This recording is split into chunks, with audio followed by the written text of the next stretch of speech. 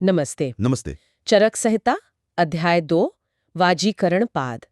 तो आज हम चरक संहिता के दूसरे अध्याय यानी वाजीकरण पाद पर बात करने वाले हैं। जी। हमारे स्रोत बताते हैं कि आयुर्वेद में इसका काफी महत्व है, पर इसका उद्देश्य सिर्फ शारीरिक क्षमता बढ़ाना ही नहीं है। हाँ, बिल्कुल नहीं। स्रोत कहते हैं कि वाजीकरण का प्रयोजन है धर्म, अर्थ, प्रीति, मतलब जीवन का सुख और आनंद और यश की प्राप्ति। और हाँ, एक और बड़ा लक्ष्य है, अच्छी योग्य संतान पैदा करना। सही कहा। ये आयुर्वेद के होलिस्टिक अप्रोच को दिखाता है। ये सिर्फ बीमारी ठीक करने का विज्ञान नहीं है, बल्कि जीवन को संतुलित और उद्देश्यपूर्ण बनाने का भी मार्गदर्शन है। वो जो 4 पुरुषार्थ है ना, धर्म, अर्थ, काम, जिसमें प्रीति आ गई, और मोक्ष, आयुर्वेद इन सब की सिद्धि में मदद करता है।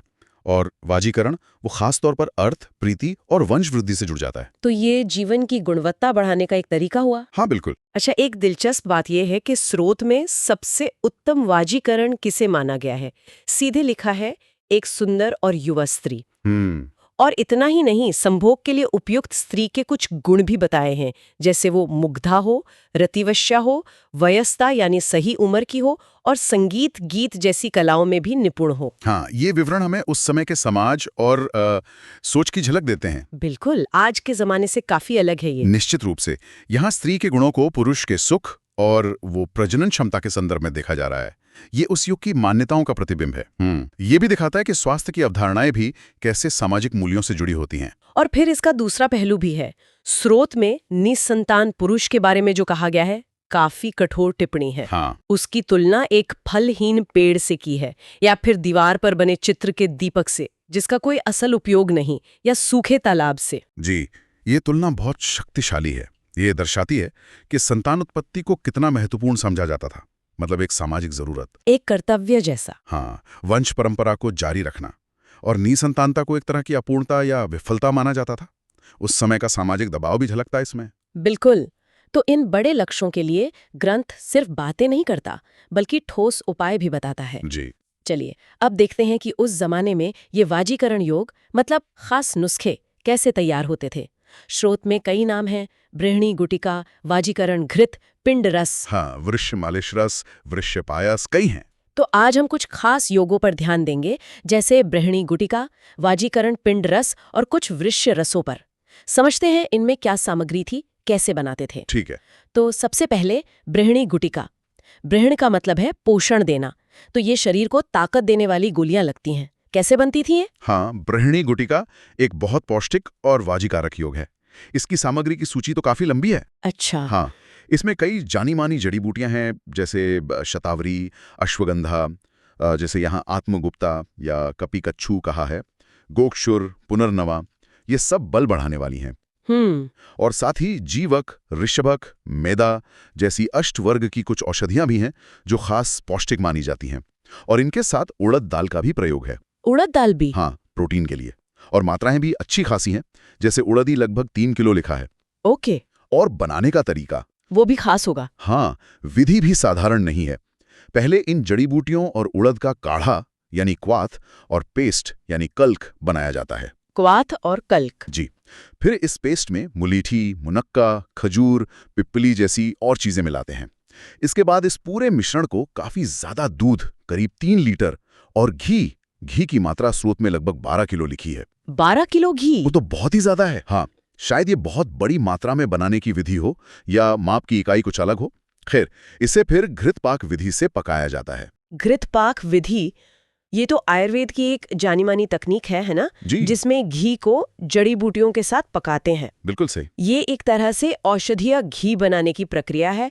घी माध्यम बन जाता है औषधियों के गुण शरीर तक पहुंचाने का। अच्छा। जब ये मिश्रण ठीक से पक जाता है तो ठंडा होने पर इसमें कुछ प्रक्षेप द्रव्य मिलाए जाते हैं। प्रक्षेप द्रव्य वो क्या होते हैं? ये वो चीजें हैं तो अंत में डाली जाती हैं, जैसे चीनी, वंशलोचन यानी बांस का सत, पिपली, काली मिर्च, दालचीनी, इलायची, नागकेशर। अच्छा, स्वाद और सुगंध के लिए। हाँ, और ये पाचन और गुणों को बढ़ाने में भी मदद करते हैं।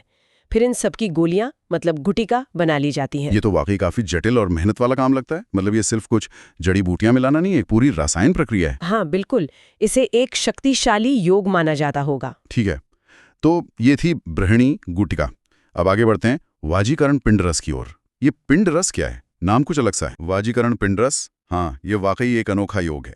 पिंड का मतलब होता है गोला या लोथड़ा, और रस यहाँ सूप या शोरबे के अर्थ में है। अच्छा, पिंड वाला सूप। हाँ, कुछ वैसा ही। इसकी सामग्री भी दिलचस्प है। चीनी, उड़द, वंशलोचन, गेहूं का आटा, दूध और घी। ये तो मीठी चीजें हो गई ज्यादातर। हाँ, और बनाने का तरीका, पहले इन चीजों को मिलाकर उत्कारिका बनाते हैं। उत्कारिका को आप समझ लीजिए एक तरह का मीठा गाढ़ा पैनकेक या हलवा। ओके, उत्कारिका। जब ये बन जाती है तो इसके टुकड़े करते हैं, और स्रोत में एक थोड़ी अस्पष्ट बात है कि इन टुकड़ों पर एषादि चतुर्गुणी द्रव्य छिड़के जाते हैं। ये क्या है, ये साफ नहीं है। शायद कोई खास औषधीय रस हो। फिर इन टुकड़ों को निचोड़कर इन्हें मुर्गे या मोर के मांस के शोरबे में, मतलब मांसरस में मिला दिया जाता है। इसी अंतिम मिश्रण को वाजीकरण पिंडरस कहते हैं। क्या मतलब मीठे पैनकेक जैसी चीज को मांस के शोरबे में मिला के खाना? हाँ, ये संयोजन तो आज के हिसाब से बहुत ही अजीब है। हाँ, सुनने में अजीब लगता है। और स्रोत कहता है कि इसे हंस या तीतर के मांस के साथ भी बना सकते हैं। फायदे क्या बताए गए हैं इसके? स्रोत कहता है कि ये बल और वर्ण को बढ़ाता है, और पुरुष अत्यधिक उत्तेजित हो जाता है। बल और वर्ण? हाँ, यहाँ बल का मतलब सिर्फ शारीरिक ताकत नहीं, बल्कि ओजस, मतलब जीवन शक्ति, इम्यूनिटी, सहन शक्ति, ये सब। और वर्ण का मतलब सिर्फ रंग नहीं, बल्कि त्वचा की कांति, चमक, जो अंदरूनी स्वास्थ्य का प्रतीक है। तो ये शारीरिक क्षमता और आकर्षण दोनों के लिए था? बिल्कुल। और ये जो अजीब सा कॉम्बिनेशन है मीठे और मांस का, इसके पीछे शायद ये सोच हो कि मीठे से तुरंत ऊर्जा मिले और मांस से पोषण और बल, और दोनों मिलकर वाजीकरण प्रभाव को तेज कर दें। हो सकता है अलग अलग जानवरों के मांस का प्रयोग भी उनके खास गुणों की वजह से होता होगा। हाँ, यही लगता है। समझ गए। ये उस समय की सोच दिखाता है कि कैसे खाने की चीजों के गुणों को मिलाकर खास असर पैदा करने की कोशिश होती थी। चलिए अब कुछ वृक्ष रस की बात करते हैं।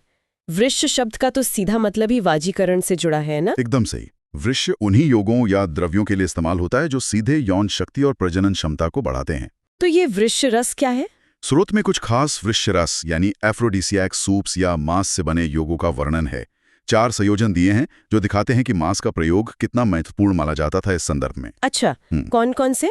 पहला है गौरैया का मांस, जिसे तीतर के शोरबे में पकाया गया हो। गौरैया का मांस तीतर के शोरबे में? हाँ। दूसरा, तीतर का मांस जिसे मुर्गे के शोरबे में पकाया गया हो।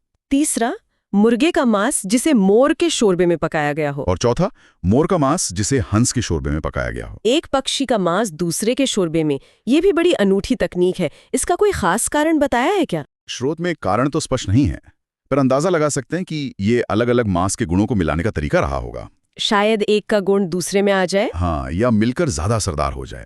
और बात यही खत्म नहीं होती। अच्छा, और भी कुछ? हाँ, इन तैयार रसों को फिर घी और खट्टे पदार्थ जैसे अनारदाना या नींबू के साथ भूना जाता है। भूना भी जाता है? हाँ जी। और अंत में स्वाद के लिए मीठे पदार्थ, इलायची या चीनी भी मिलाई जाती है। तो ये पूरी प्रक्रिया इसे एक जटिल और शायद स्वादिष्ट व्यंजन भी बनाती होगी। सिर्फ दवा नहीं, भोजन का हिस्सा भी। तो हमने देखा कि चरक संहिता के इस अध्याय में वाजीकरण के लिए प्रकृति की लगभग हर चीज का इस्तेमाल हुआ है। जड़ी बूटियां, अनाज, दूध, घी और अलग अलग पशु पक्षियों का मांस भी। बिल्कुल। और इन्हें बनाने के तरीके भी कितने विस्तार से दिए हैं। ये उस समय की पाक कला और औषध निर्माण विज्ञान की गहराई दिखाते हैं, चाहे वो बृहणी गुटिका हो, पिंड रस हो या ये वृक्ष रस। हाँ, और ये सब उन लक्ष्यों के लिए था जिनका हमने शुरू में जिक्र किया। धर्म, अर्थ, प्रीति, यश और उत्तम संतान। ये जरूरी है कि हम इस ज्ञान को उसके ऐतिहासिक और सांस्कृतिक संदर्भ में देखें।